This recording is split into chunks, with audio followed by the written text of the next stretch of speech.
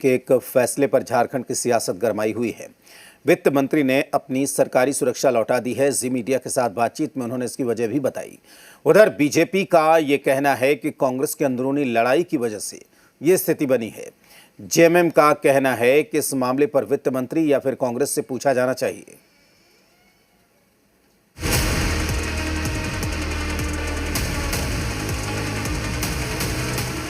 वित्त मंत्री राधाकृष्ण किशोर ने अपनी सरकारी सुरक्षा और काफिले में शामिल सरकारी गाड़ियां लौटाने पर अपना पक्ष रखा है। जी मीडिया के साथ बातचीत में वित्त मंत्री ने क्या कहा, वो सुन लीजिए। प्रारंभ में मेरे साथ 3 गाड़ियां थीं।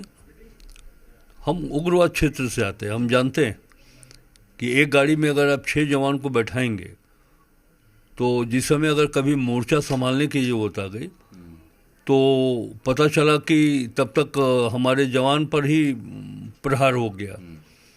ये संभव नहीं है। वित्त मंत्री ने अपने विभाग के संयुक्त सचिव और डीजीपी की भूमिका पर भी सवाल उठाए।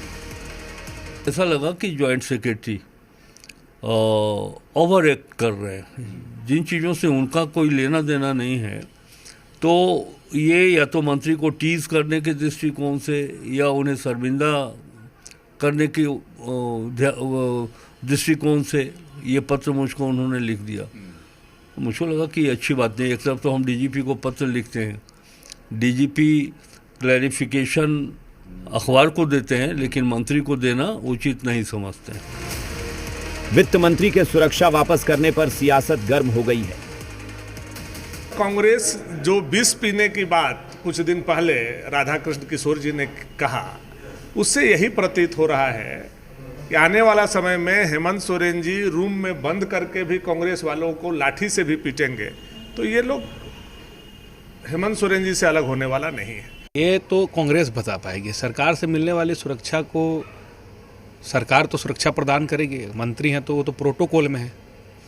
तो वित्त मंत्री ने क्यों ऐसा निर्णय लिया, ये तो उनका ही दिमाग का उपज बता सकता है कि उन्होंने क्या ऐसा सोचा, और कांग्रेस ही इस पर कुछ प्रतिक्रिया दे पाएगी। देखिए, सुरक्षात्मक दृष्टिकोण से वित्त मंत्री जी ने सरकार को पत्र लिखा था। सरकार को भी चाहिए था गृह मंत्रालय को इस पर संज्ञान लेने का। चीज़ें सार्वजनिक होती हैं तो परेशानी भी होती है और लोगों को बोलने का मौका मिलता है।